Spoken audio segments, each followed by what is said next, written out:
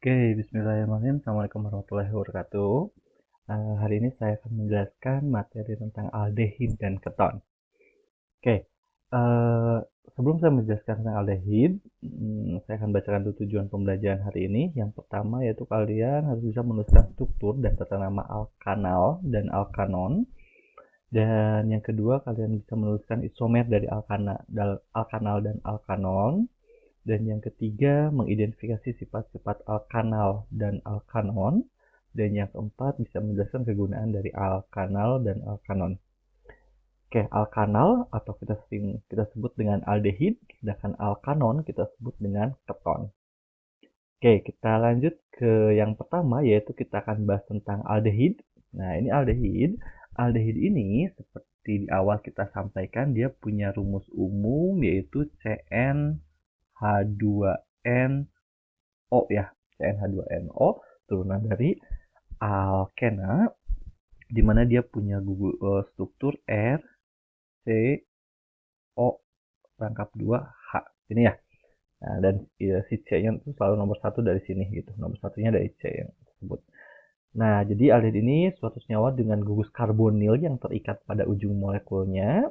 Dan gugus fungsi aldehid ini mempunyai satu atom hidrogen yang terikat pada atom karbonil. Jadi ada atom C karbonil. Nah, ini karbonil itu C yang mengikat O, ada hidrogennya.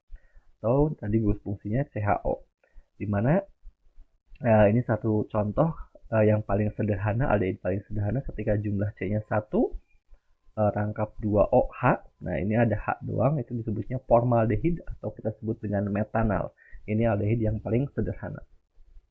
Oke, kita lanjutkan ke sifat aldehid. Nah, aldehid ini yaitu senyawa aldehid dengan jumlah atom C rendah ini, dia mudah larut, mungkin atau sedikit larut dalam air, sedangkan udah di atas jumlah C-nya di atas 5, itu sukar larut dalam air.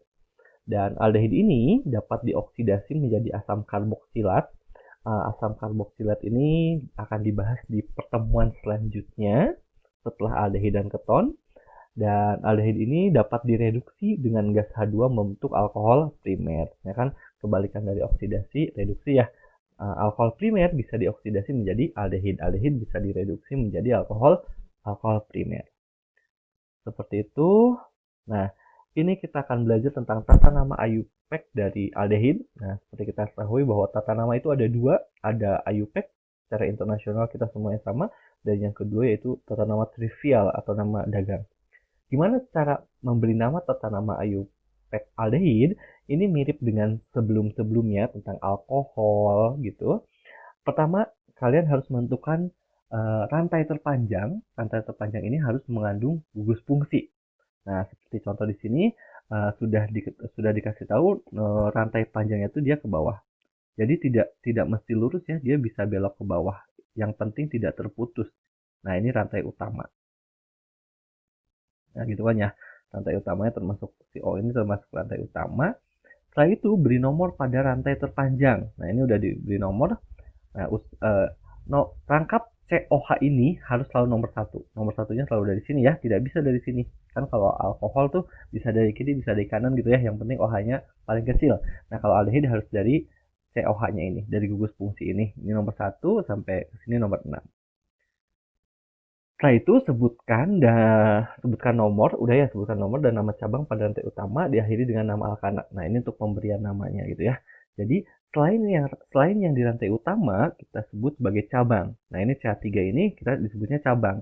Cabang itu menggunakan penamaan alkil. Jadi CH3 ini namanya metil gitu. CH3 ini juga namanya metil. Gitu. Gimana cara memberi namanya? Mirip dengan alkohol. Pertama kalian sebutkan dulu nomor cabang.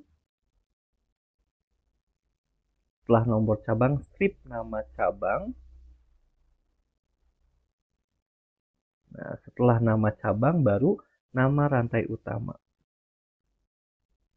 Nah, nama rantai utama ini karena ini termasuk golongan aldehid atau alkanal, maka belakangnya al. Jadi alkana belakangnya al. Jadi kalau ini 6, 6 itu heksana.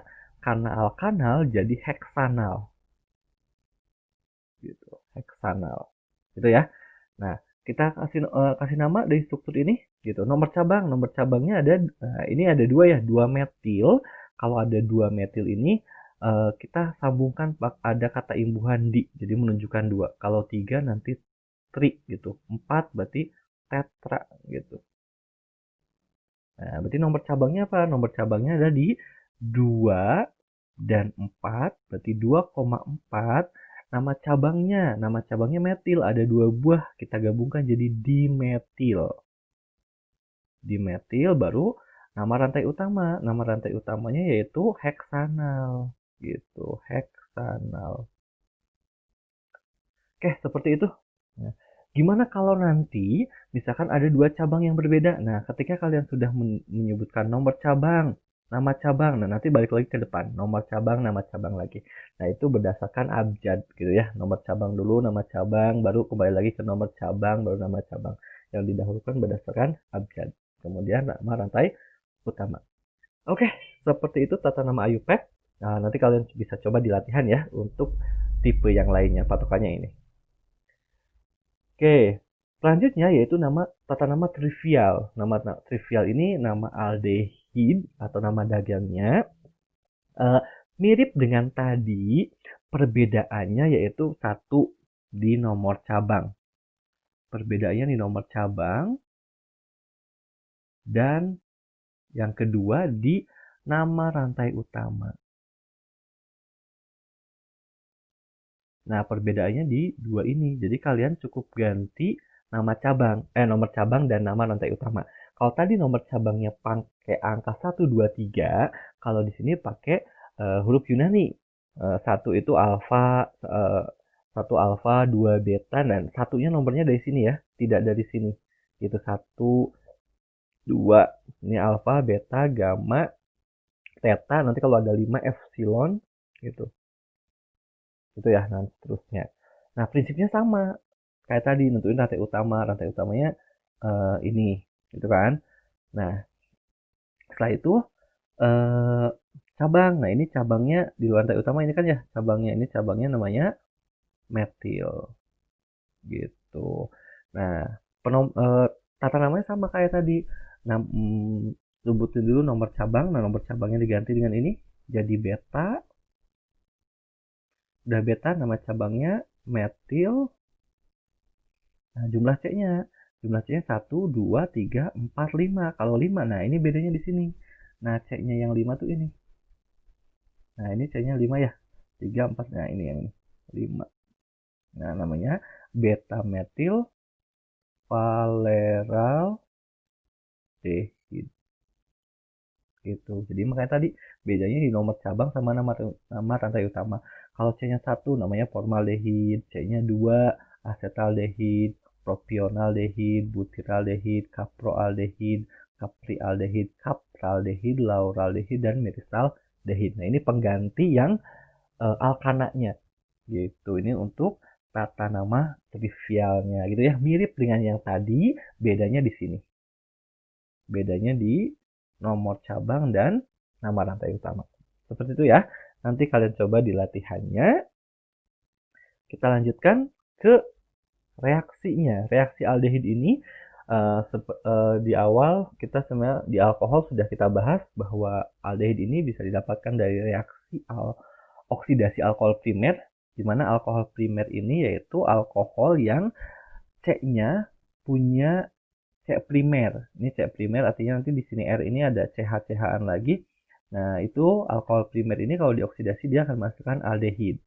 Contoh misalkan saya punya senyawa CH2 CH2 oh maaf ini CH3 COH. Nah, ini kalau dioksidasi bisa dengan KMNO4 dia akan ini direduksi ya. Kebalikan oksidasi direduksi itu bisa menjadi seperti ini.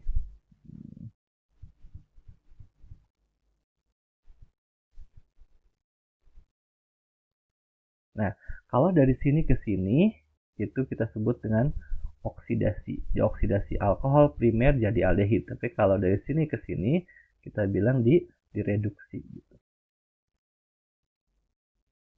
gitu. Jadi alkohol primer dioksidasi jadi aldehid, aldehid bisa direduksi jadi alkohol. Alkoholnya alkohol primer ya. Terus ozonisasi alkena ini yaitu alkena, senyawa alkena di mana melalui ozonisasi alkena ini dengan bantuan ozon dan H2O dan Zn ini dia akan menjadi dua buah aldehid gitu. Jadi ininya H ya, ini H, ini H. Jadi syaratnya bahwa di sini ikatan rangkapnya ada di tengah-tengah gitu, tidak bisa di ujung gitu. Dia akan menjadi dua buah aldehid. Seperti itu untuk aldehid